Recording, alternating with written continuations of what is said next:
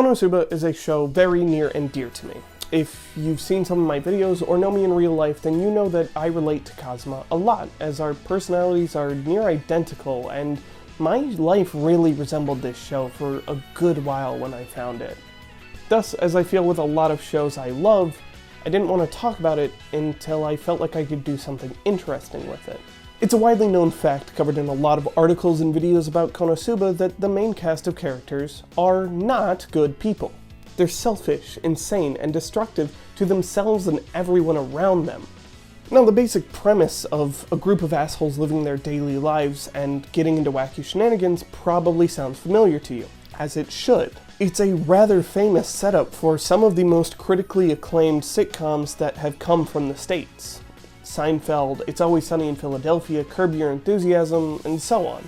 However, when it comes to Konosuba, it was kind of the first of its kind to bring this concept to anime and light novels and manga. This connection wasn't lost on folks either. There were several people out there comparing it to what if the Always Sunny gang played D&D, and yeah, that's a pretty apt comparison. But let's get to the meat and flying cabbages of this video. Why is it that we love shows about bad people? The casts of Konosuba, Seinfeld, and Sunny are deplorable human beings. They're selfish at best and sociopathic at worst. So how do these shows get away with selling us these scumlords as relatable and or likable protagonists of a comedy? Let's take this step by step. With any list, we should start at step 1, which I call the heart of gold. Obviously, the first steps in starting a series is to introduce the audience to the characters. Now, you could do this by just telling us who they are and what they're like, but that's an awful idea and is a telltale sign of bad writing. Instead, let us learn who they are through a situation that allows the audience to get a solid read on who we're dealing with, without any explanation or exposition needed. Let's walk through 2 examples using the opening scenes of Konosuba's first episode and the pilot for Seinfeld. First up, Konosuba. We open on our protagonist, Kazuma Sato, gearing up to go out on a 5-hour round trip to get a limited release of a new game. Already we're on his side because he's going out of his comfort zone to achieve a personal goal, regardless of how trivial it might be. When we see how happy Kazuma is about completing his task, we feel good too. We're then told that Kazuma has been up for 3 days straight, which both explains his upcoming actions and his excitement to reap the rewards of his efforts. After passing by a girl from his high school, he turns back towards the sun to see what he perceives to be a truck about to run over the girl. He rushes over and pushes her out of the way, noting how this heroic action is something out of character for him. Okay, so we've got our main character who we've seen go out of his way to accomplish a personal goal, be happy and excited to go reward himself, and commit a selfless heroic act that is out of character for him. Now let's pause and move to Seinfeld for a moment. Our pilot opens on Jerry Seinfeld doing one of his classic stand-up routines, aka relatable observation comedy. Funnily enough, it's actually about going out, just like Kazuma does, but that's just a coincidence.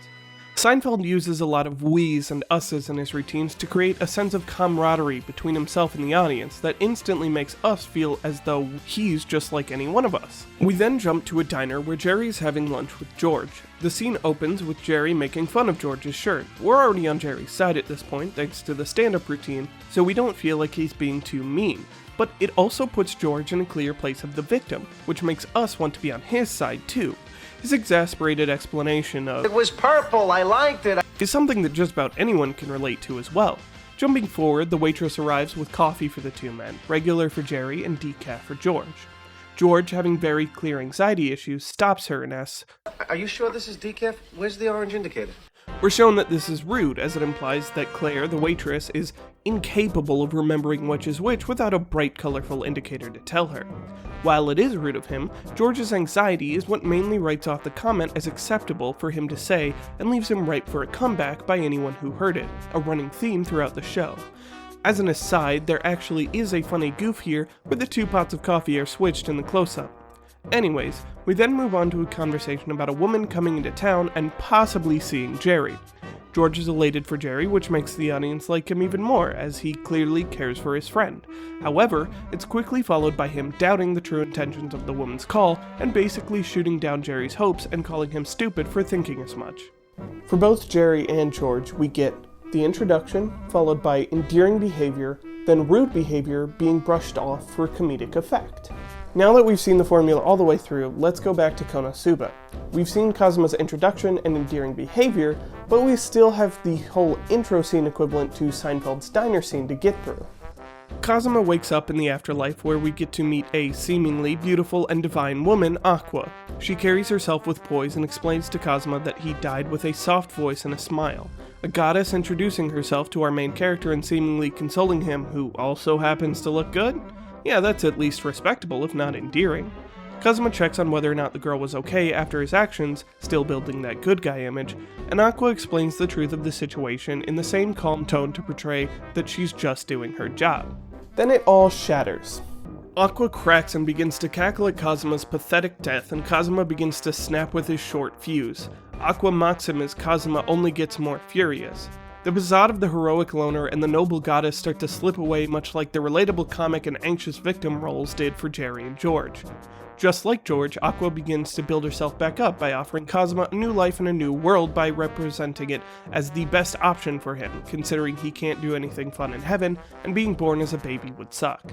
Kazuma starts to permanently give up on this nice guy act, while Aqua continues to endear herself to us by offering him any one superpowered item to take with him to make his new life even easier.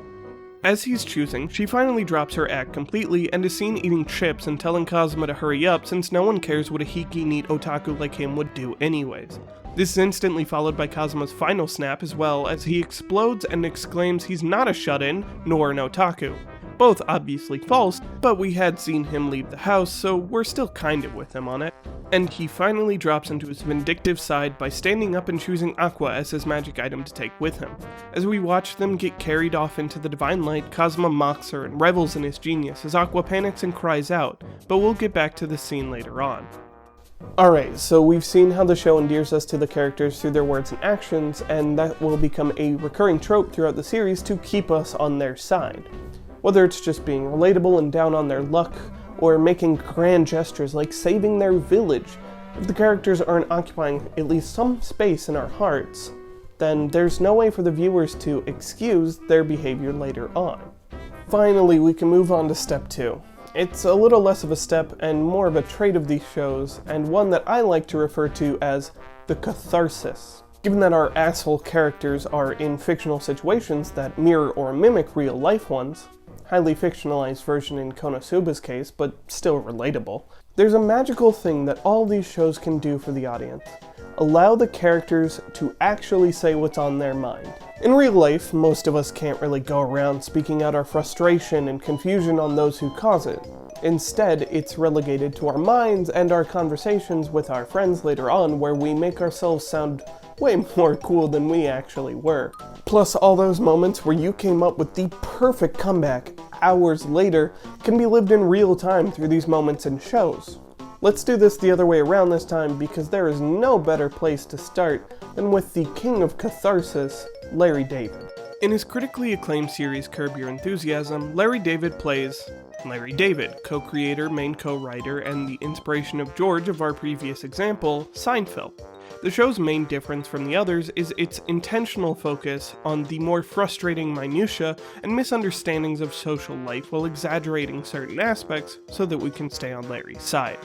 Episode 1, Larry gripes at a woman who refuses to let him into the aisle at a movie theater. Episode 2 tells off a guy for stealing his shoes at a bowling alley and then tells off the store clerk for confronting him about buying new shoes. Episode 3, Larry refuses to take his shoes off in someone else's house. Episode 4, Larry tries to get out of helping a blind man. Episode 5, Larry spends 45 minutes complaining about the policies of who gets seen first at the doctor's office. Twice. I could keep going, but you get the point.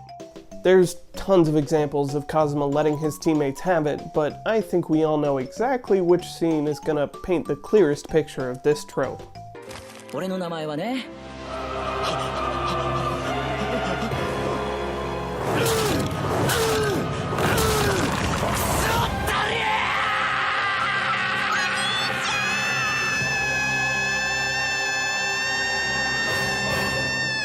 Alright, here we are. The final step to writing your unapologetic comedy. The fall. Throughout the episode or arc, the characters should rise in some way. Whether it's luck, rising tension through various mishaps, or lying, the group must reach a heightened state regardless of whether it's attention or status. That's when the best feeling part comes. The inevitable fall back down to earth. They get their comeuppance. It doesn't matter if they fall down to where they started at the beginning of the episode or down past that, as long as we get to watch those jerks get what they deserve.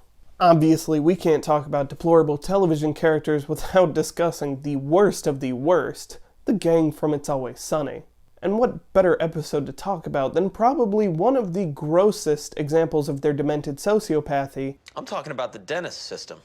One half of the episode is dedicated to Dennis describing to the others how his system to an any girl's heart works. For the uninitiated, it goes, Demonstrate your value. Engage physically. Nurturing dependence. Neglect emotionally. Inspire hope. Separate entirely. It's gross. We know it's gross, but they don't, and that's the issue. Everyone is riding high on the Dennis system, or their own variations.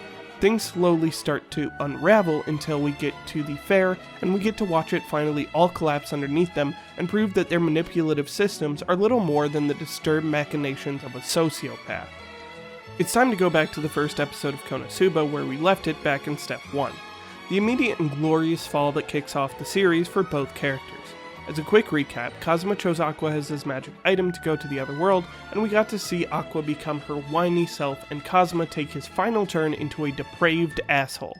As the two rise, Aqua falls. We revel in her getting her punishment for being obnoxious and rude to Kazuma. Right before and immediately after his arrival, Kazuma has no shame in dropping his nice guy act and lets his arrogant and lazy side show by mocking Aqua and bossing her around as soon as they arrive. Then slowly we watch him realize that Aqua is actually useless and his arrogance caused him to put himself into even more trouble than he would have just by not picking anything. The slippery slope continues and the events only get worse and worse for them. Aqua gets pity money after trying to flex her divinity. Kazuma gets told he's super weak and shouldn't bother being an adventurer. We can jump way forward to how they saved the city, but Aqua flooded half of it.